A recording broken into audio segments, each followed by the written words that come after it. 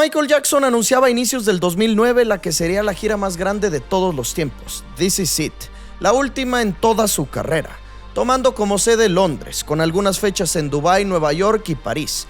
En menos de 4 horas se agotaron todos los boletos, generando más de $300 millones y la expectativa a tope. Porque no solo era la gira del artista más popular e importante de todos, era su última.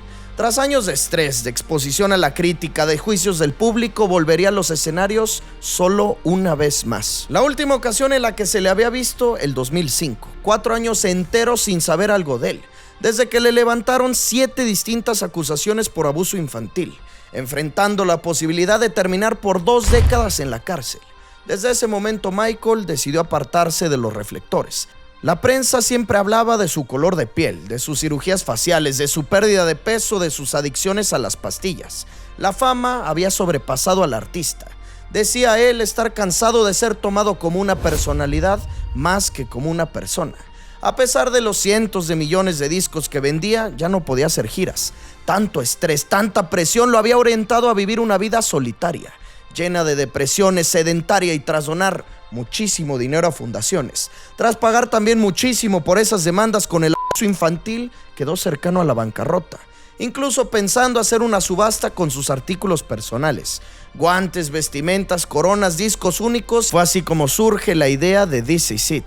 La noticia daba la vuelta al mundo, el sold out desde el primer día, ahora a los ensayos, preparando la gira más importante de la historia, la más taquillera, la más costosa, la más difícil de realizar. Él se consideraba un perfeccionista. Contrataba cientos de bailarines, los corregía constantemente. Cambios de vestimenta, de coreografía, ensayos vocales, él fuera de ritmo. Tenía ya 12 años enteros sin dar conciertos, por lo que le pidió a su doctor, Conrad Murray, le subiera la dosis de Propofol, las pastillas que él tomaba para dormir, que realmente servían para anestesiar pacientes previo a las cirugías. Era un sedante tan fuerte y tan potente que hacía que Michael olvidara sus dolores de espalda, que olvidara su cansancio, su depresión, estuviera, por así decirlo, dormitando durante todo el tiempo. Mareado, perdido, pero él creía que no era suficiente, necesitaba más. Hasta que una noche de verano del 2009, faltando solamente 15 días para el inicio del This Is It Tour, su cuerpo no resistió. Tuvo un fallo respiratorio en la madrugada, provocando su fallecimiento. Still trying to confirm or deny what the website from TMZ.com is saying. They report that Michael Jackson has died. All these reports of Michael Jackson are these multiple reports of Michael Jackson being dead. Breaking news now on Fox News Channel. The Los Angeles Times and the Associated Press are now reporting Michael Jackson has died. Which are saying that Michael Jackson has died. Dejando en el mundo entero una pérdida grande, un shock tremendo. Se iba el rey del pop, quien estaba por volver a los escenarios. Se marchaba no solamente el artista más exitoso de la historia, el que más discos vendía, el que más desmayadas y desmayados provocaba, a quien le conocimos desde su niñez, atravesando por momentos vulnerables, expuesto a la crítica. No solo se iba él, se iba un misterio. Un hombre único, con una vida única, con una historia tremenda que hoy, en estas crónicas musicales, repasaremos completa. La vida y la carrera del rey del pop, Michael Jackson.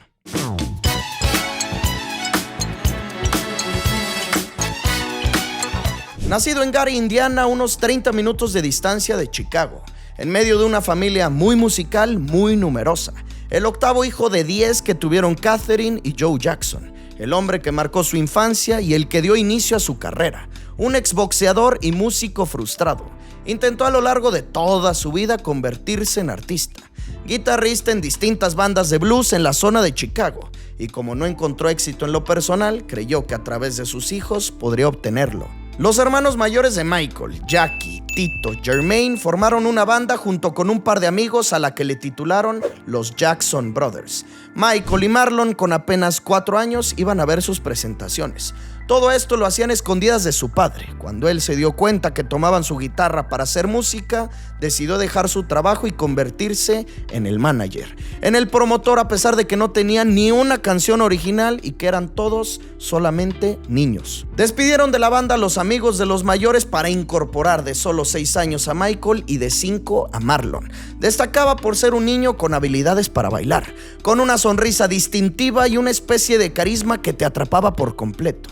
Le daban entonces un rol secundario a todos los hermanos, pasando Michael a ser el cantante principal, el bailarín de la banda, y así fue como se formaron los Jackson 5. Sus primeras presentaciones las hacían en escuelas a lo largo de todo el estado de Indiana, en shows de talentos, en graduaciones, en festivales, con covers de canciones famosas de los 60s, como por ejemplo My Girl de The Temptations.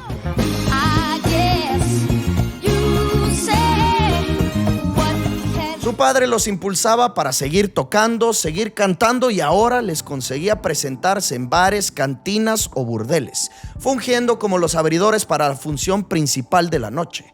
Aquí es donde empiezan los problemas. Contó el propio Michael tener que ver cómo se desnudaban mujeres en los shows de strippers cuando él ni siquiera tenía los 10 años. Así recorrieron Indiana, la ciudad entera de Chicago, algunas partes del noreste estadounidense, hasta que en el año 1968 consiguieron firmar con una discográfica sumamente exitosa, Motown Records, quienes tenían y tuvieron como figuras a Marvin Gaye, Diana Ross, Stevie Wonder, quienes eran ojeadores de talentos y al parecer muy inteligentes. Detectaban en los Jackson 5 y principalmente en su cantante una posibilidad de convertirlos en estrellas. Empezaron a producir su primer disco, siguieron mientras tanto haciendo covers, escribiendo algunos temas propios, haciendo giras, recorriendo los bares, los burdeles más cercanos y los ensayos que lo dejarían marcado de por vida. Did he ever beat you? Yes, he did. Yes. And that was difficult to take, getting beaten and going on stage and performing. Yes. And why would he beat you?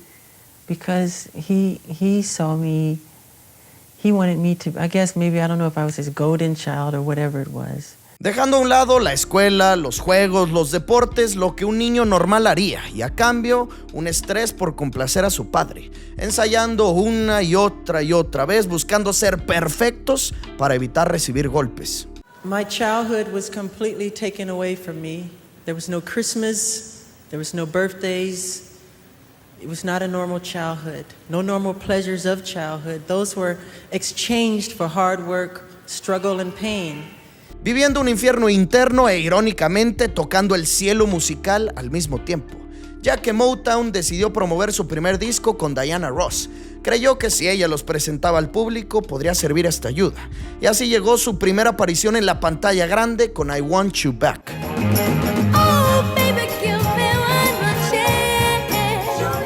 La respuesta de la gente, convertir esa canción, su primer single, en el primer lugar del Hot 100 de Billboard, la canción más escuchada del país durante un mes entero. Así como también alcanzaron la cima 3 canciones más de los Jackson 5, superando temas de los Beatles, de Simon & Garfunkel o de Led Zeppelin, quienes estrenaban también álbum.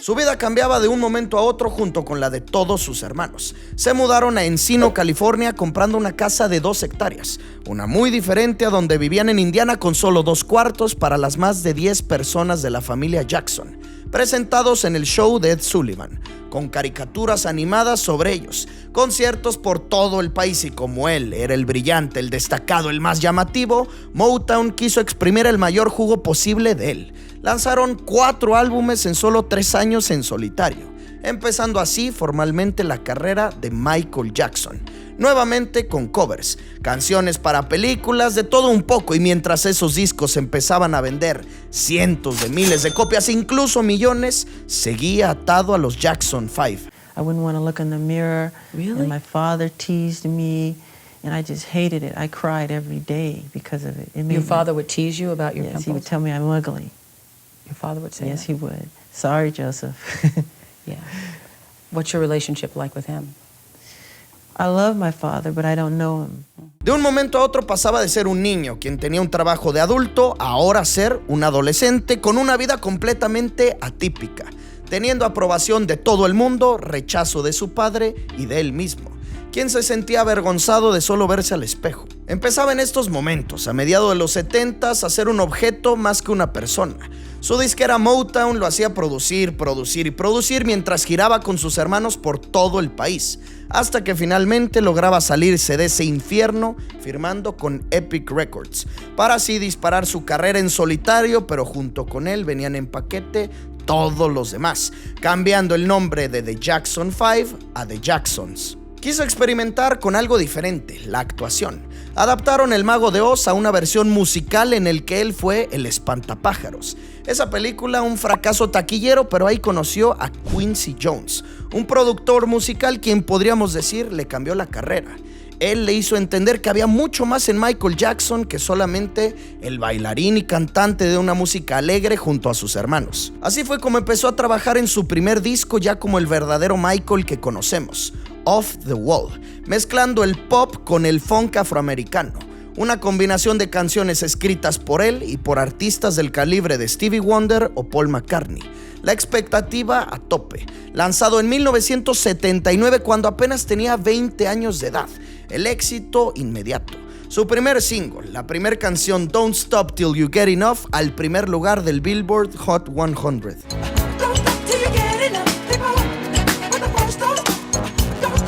Rock With You, su segundo single, también primer lugar del Hot 100.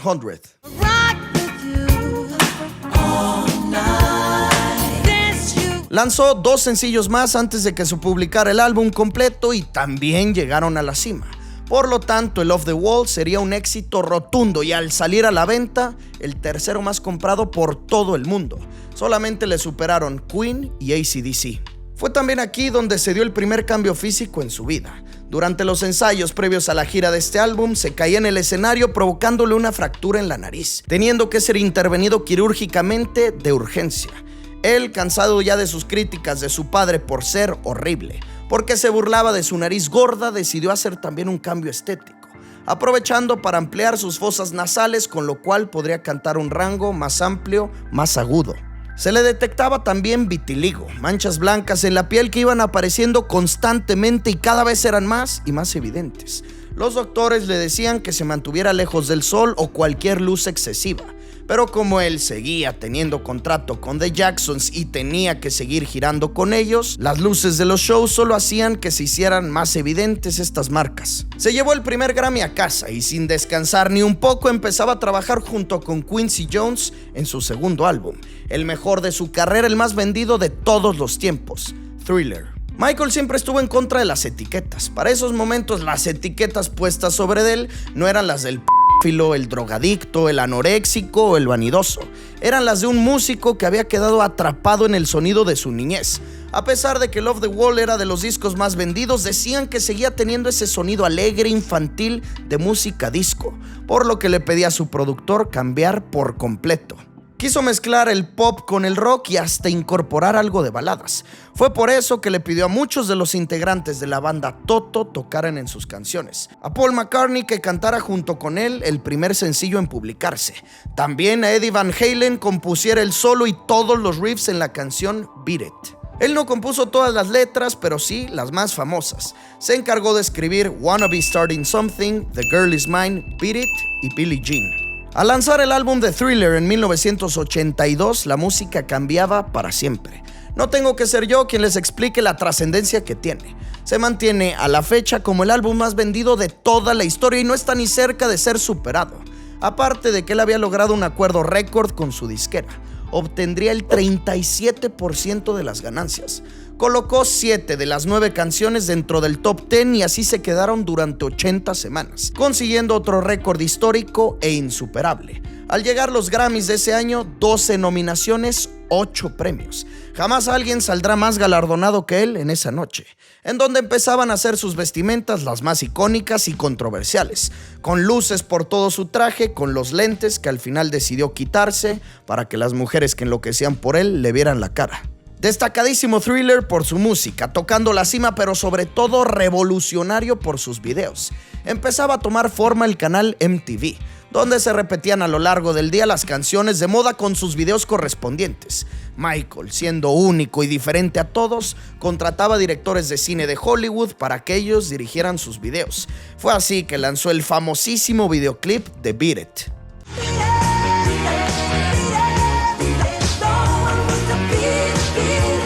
También el Billie Jean.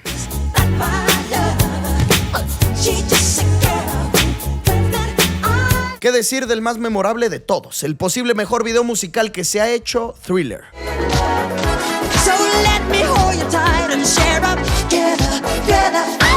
contando una historia más allá de solo la canción. Él hablándole a su novia, explicándole que no era una persona normal, que era un hombre lobo y un zombie. Se dice que esto era una referencia a lo que pasaría con él, que en años más tarde iría cambiando su piel, quedando como una persona muy diferente a la que era en los 70s, con un maquillaje espectacular, vestimentas que hoy se vuelven parte de la cultura americana, sobre todo en el Halloween. Un video que pienso yo todos lo hemos visto al menos una vez, y que si la canción es buena, con este videoclip se vuelve 2 o 3 veces mejor. Firmaba un contrato comercial con Pepsi, como siempre marcando un récord, siendo el acuerdo más costoso para una marca en todos los tiempos, aunque tenía ciertas condiciones.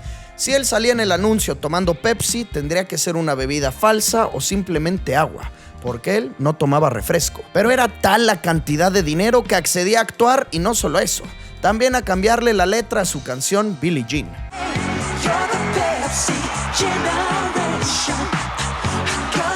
En la filmación de uno de esos anuncios tenía que hacer un baile con juegos de pirotecnia, y en un mal cálculo de la producción terminaban esos fuegos artificiales por incendiarle el pelo, dejando una quemadura de 2º grado, por lo que daban por finalizado este acuerdo comercial. Demandó a Pepsi todos esos millones que les ganó en juicio, donados a un hospital. Y es que aquí se dice empezaba una doble moral por parte de Jackson, ya que mientras él donaba todo el dinero generado a un hospital, al mismo tiempo tenía que cumplir con una gira más con sus hermanos, pero como condiciones pedía no viajar en el mismo avión que ellos, no hospedarse en el mismo hotel, o en caso de hacerlo, al menos no quedarse en el mismo piso, solamente hablarse durante los ensayos o en los conciertos. Críticas y críticas por su forma de ser, mismas que se veían apagadas al componer una canción que buscaría recaudar fondos para acabar con el hambre en Etiopía, formando la banda más grande de todos los tiempos, USA for Africa, consiguiendo tener en el mismo estudio personalidades del calibre de Stevie Wonder, Cyndi Lauper, Diana Ross, Bruce Springsteen, Tina Turner, Paul Simon y su compañero compositor Lionel Richie.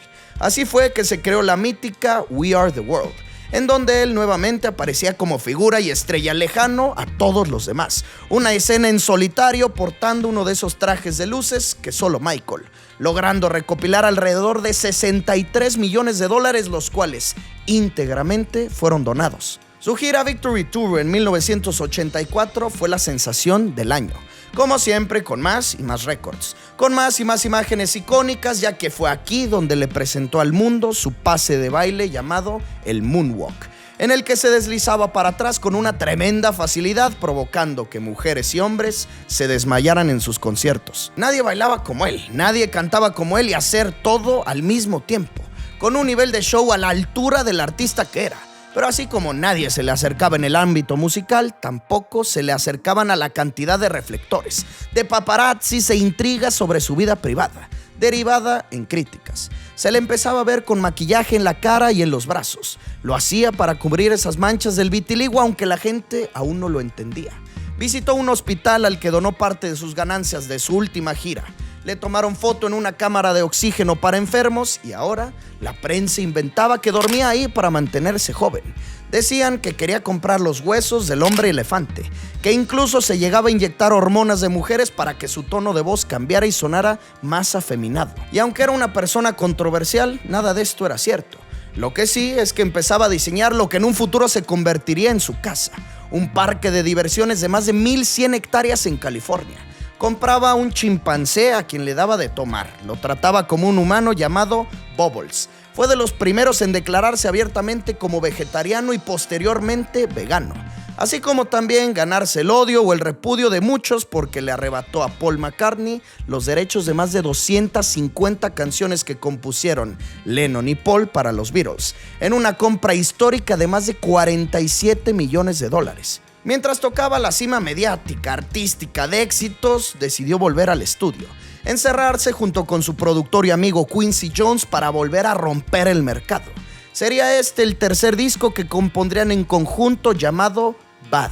Desde 1985 y hasta 1987 las grabaciones, donde lanzaba una de sus canciones con más ritmo, con los bailes más únicos, Smooth Criminal.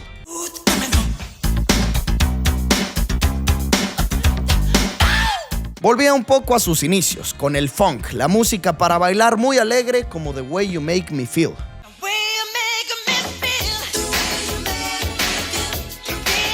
También tocaba su punto máximo en cuanto a la composición lírica, es decir, a las letras, al significado que le daba a sus canciones. Llegaba Man in the Mirror, un tema que habla de cómo podríamos mejorar al mundo empezando por nosotros, volteando a ver el hombre que está en el espejo, es decir, a nosotros mismos. Esta fue una crítica a la prensa, quien no lo dejaba de voltear a ver a él y no a ellos mismos. También con un significado oculto, un reclamo a su padre porque recordaba a Michael que en su infancia ni siquiera lo dejaba verse al espejo porque era horrible. Así que Jackson componía su tema más profundo y no solo eso, no solo buscaría dejar un mensaje, dejar también algo tangible.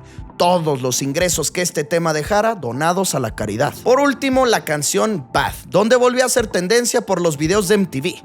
Contrató a uno de los mejores directores de la época y quien sigue siéndolo en la actualidad, Martin Scorsese, para que firmara el videoclip de esta icónica canción. Está de más el mencionar qué pasó cuando se lanzó a la venta el Bad.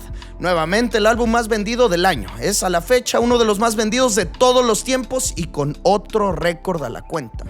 Todos los sencillos que publicó llegaron al primer lugar del Hot 100 de Billboard, llegando el conteo a más de 20 canciones en el número 1, récord que sigue sin ser superado. La gira de Bad fue única, ya que recorrió todo el mundo, desde Japón, Alemania, toda Europa, Sudamérica, gran parte de Asia, todo Estados Unidos y también Canadá, juntando más de 4.4 millones de personas, poniendo esto un poco en contexto, más gente de la que una Copa del Mundo reúne entera. Llegamos a los finales de los 80s, donde vienen 3 puntos claves en su carrera: compra, renovación, color de piel. En 1988 se hizo del terreno de más de 1,100 hectáreas en Santa Inés, California, donde empezaba a construir lagos artificiales, kioscos, carruseles, montañas rusas, salas de cine, una casa enorme, hasta un zoológico, lo que sería su nuevo hogar, al que le tituló Neverland, en referencia a la película de Peter Pan, donde los niños solo disfrutan, donde podrías volver a ser un niño otra vez si es que él, al no haber tenido una infancia, buscaba compensarla con jugar ahora. Was there ever a place where, because children, I remember playing games and talking to myself and playing with my dolls and all that. Was there, and I think every child needs a place to escape into a child's world, into a child's imagination. Was there ever a time you could do that? No, and that is why I think now, because I didn't have it then, I compensate for that. Really? I mean, when people wonder why I always have children around, because I find the thing that I never had through them. Disneyland, amusement parks, arcade games. I adore all that stuff, because when I was little, it was always work, work, work, from one concert to the next. Invitaba diariamente niños con enfermedades terminales a su casa a jugar con él, a aventarse desde las resbaladillas, tener guerras de agua e incluso a dormir en su cama, porque ellos son las personas más inocentes que existen, los que más lo merecen y sobre todo los únicos que eran auténticos y desinteresados, quienes tratarían a Michael como una persona y no como una celebridad o un producto. Al mismo tiempo se hacía evidente el cambio en el tono de su piel. El joven de 20 años que lanzó Off the Wall al hombre de 30 que ahora jugaba en Neverland no parecían ser las mismas personas. Completamente otro color, otra forma en su nariz, en sus cejas, en su mentón, en casi todo. Renovaba con Sony un contrato millonario para lanzar un disco más, otro que vendría a revolucionar la música, Dangerous. Finalmente rompió relación con su productor Quincy Jones, experimentando con una música muy distinta. Incluyó su pop y funk característico mezclándolo con el hip hop, lo que también se puede conocer como rap. Fue así que lanzó Jam.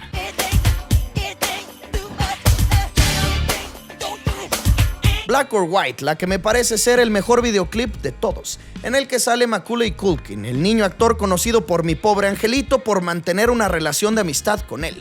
Una intro larga sin música, en el que el padre aterriza en África junto con Michael, pasando por todo el mundo. Una canción de protesta con un gran mensaje, en el que señala que no importa si eres de color blanco o negro, todos somos iguales, todos somos hermanos, claramente haciendo referencia a esas críticas que se le hacían por su cambio en el tono de piel. Y como les mencionaba, incluyendo en esta canción el hip hop.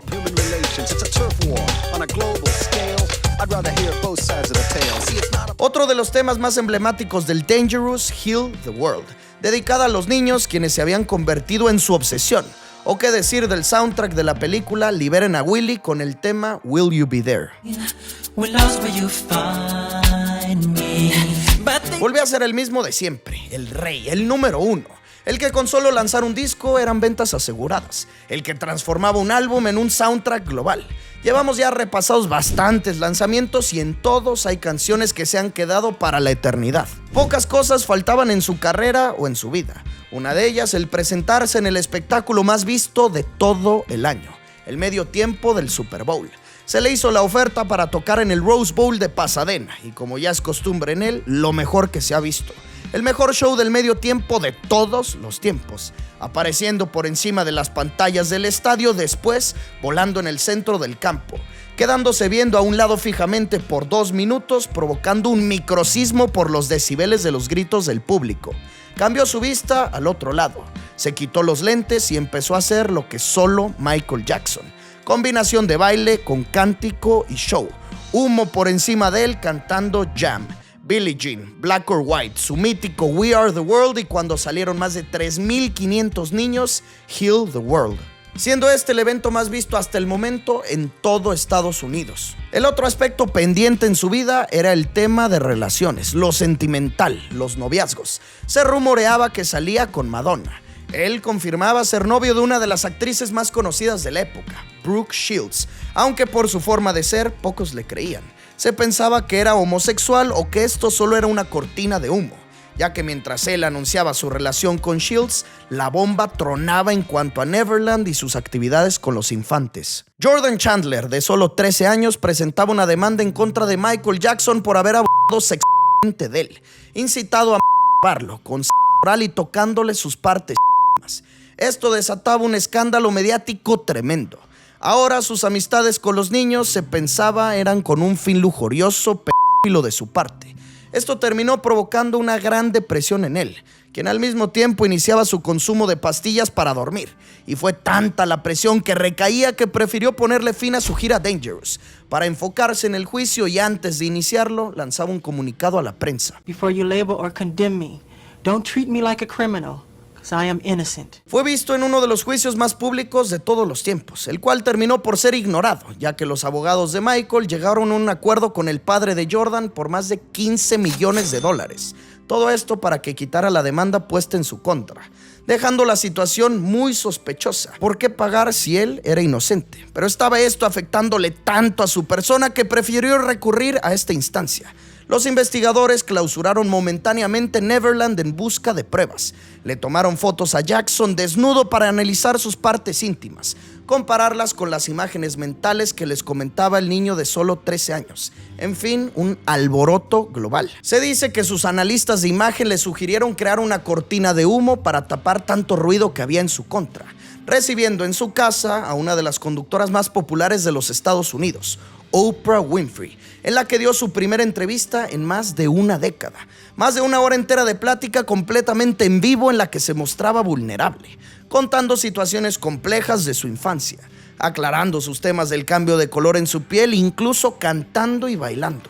En esta misma campaña de distraer atención se hacía público su compromiso de matrimonio con Lisa Marie Presley, la hija del artista a quien le comparaban como el rey del rock Elvis Presley, ahora siendo el suegro del rey del pop Michael Jackson. Aunque unos años después la misma Lisa Marie confesó que todo fue muy falso. En primera, porque no fue un noviazgo real. La propuesta de matrimonio se dio a través de una llamada telefónica, es decir, que todo parecía un montaje. Vivían juntos, mas no dormían en la misma cama ni en el mismo cuarto, pero cuando salían a las cámaras besándose para todo el público. Su matrimonio duró menos de 2 años y a los meses del divorcio, otro matrimonio. Ahora con Debbie Rowe, una enfermera quien prácticamente fue contratada para ser su esposa y sobre todo para brindarle 2 de sus 3 hijos. Su primer hombre, a quien le conocen como el príncipe, y su hija Paris, aunque al igual que sucedió con Presley, esto era solo con un fin: el de convertir a Michael en padre, por lo que pronto se divorciaron, entregándole al cantante el custodio completo de sus hijos.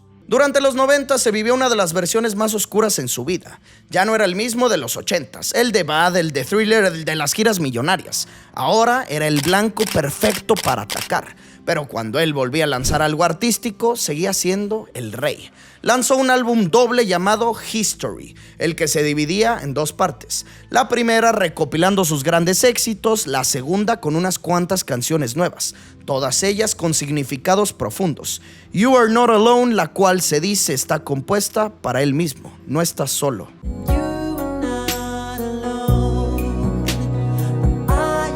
También lanzaba la que es ya considerada un clásico, They Don't Care About Us, con el famoso baile como de militar, el video en Brasil, en el que venía una de sus frases con significado más fuerte hacia la prensa.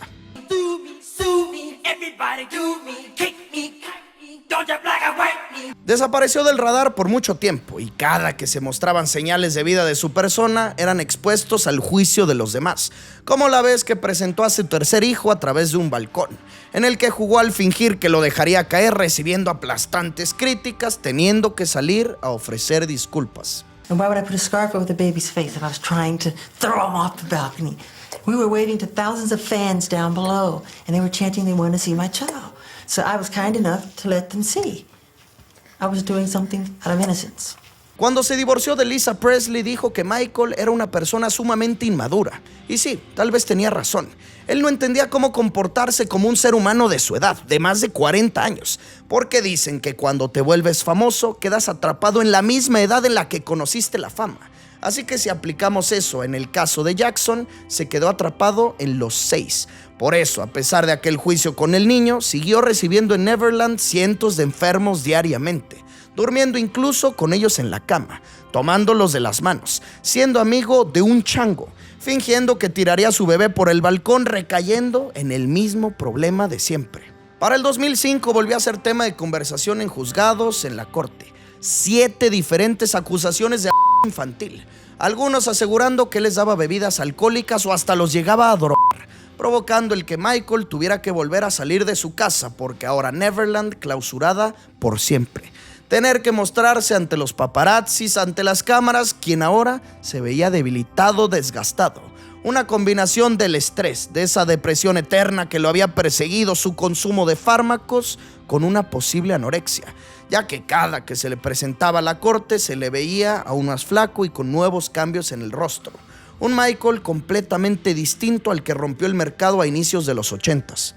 Para su buena fortuna fue declarado inocente de aquellos cargos, salvándose de tener que enfrentar hasta 20 años de prisión, pero al tener que pagar tantos abogados, al haberse dedicado a constantemente apoyar fundaciones, a mantener a sus padres, en específico a su padre quien tanto daño le hizo, se dice que afrontaba ahora una gran crisis económica. Y es que parece ser que en Michael todos veían el signo de dinero. Las fundaciones, las disqueras, los productores, los que lo demandaban, sus familiares, sus médicos, quienes cobraban tarifas bastante altas por recetarles sus pastillas para dormir, las cuales se habían convertido en un consumo de adicto durante el día y también en la noche. Su última aparición al público en los World Music Awards del 2006, siendo la última canción que cantó en televisión su emblema We Are the World. Desde ahí el rey del pop no volvió a dar entrevistas, no volvió a salir en una gala a dar conciertos, solamente se le llegó a ver en un estudio de grabación, preparando un nuevo álbum con will.i.am, el cantante de Black Eyed Peas, quien sería ahora su productor, un álbum que nunca llegó a ver la luz.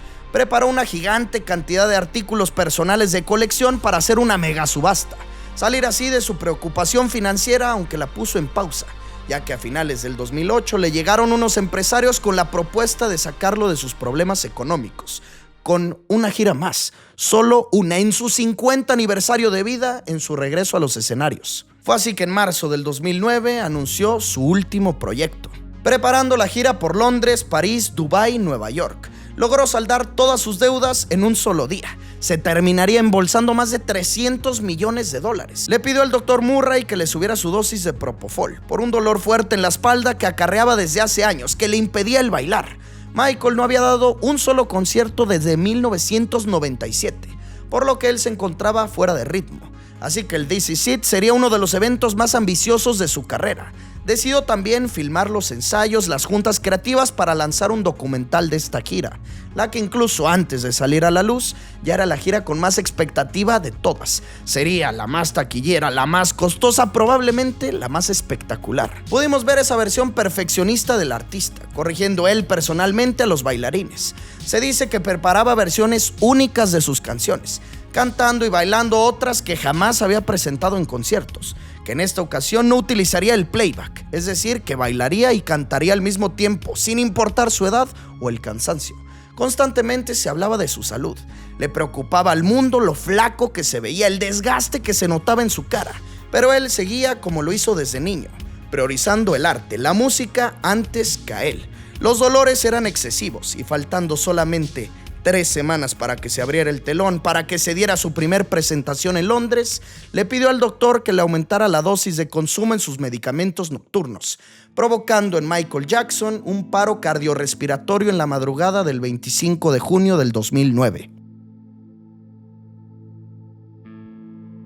El rey del pop no se pudo levantar más. Fallecía en su casa de Los Ángeles a los 50 años de edad, a solo semanas de empezar un proyecto que le hacía una ilusión tremenda, el que marcaría el fin de una carrera legendaria, la mejor carrera de todos los tiempos en la industria musical. La noticia fue global, se tendrían que despedir todos del rey, aún siendo muy joven para irse de este planeta.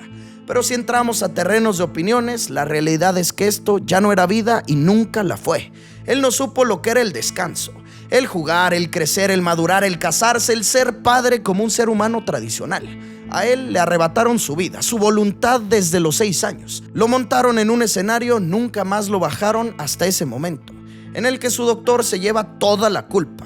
Es él quien terminó pisando la cárcel, aunque existen millones de personas que creen que fue Michael quien se automedicó, excediéndose en el consumo, provocando él mismo su muerte, intentando terminar con ese dolor crónico que había sido su vida, ya que mientras él daba alegría a cientos de millones con su música, su baile, sus letras, él vivía en la miseria.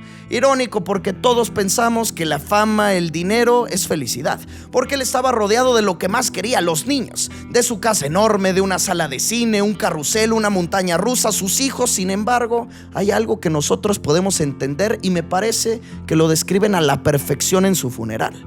El ministro Al Sharpton pasó al frente a dar unas palabras, volteó a ver a los hijos de Michael y les dijo: no había nada raro en su padre, lo raro es lo que a su padre le tocó vivir. And I want his 3 children to know, wasn't nothing strange about your daddy. It was strange what your daddy had to deal with. Un hombre único, con una vida única, tachado de enfermo mental, de depravado sexual, de infantil, de no aceptarse a sí mismo, de cambiarse de color de piel, a quien nunca entenderemos, a quien hoy solo nos queda el disfrutar de su legado, bailar y cantar junto con lo que nos dejó, esa colección de canciones que siguen siendo las número 1, y no se trata de apoyar o respaldar o celebrar sus actitudes ni las de su padre. Solamente se trata de entender que Michael Jackson no fue alguien normal, fue un talento explotado, llevado al máximo. Fue un niño que se convirtió en hombre sin darse cuenta. Fue una vida no vivida. Fue una vida entregada a nosotros, quien fue tan juzgado que no pudo contener el peso más. Porque así como lo dijo el ministro en su funeral, no se trata de pensar que Michael era un hombre raro. Él no era raro. Lo raro es lo que a Michael Jackson le tocó vivir.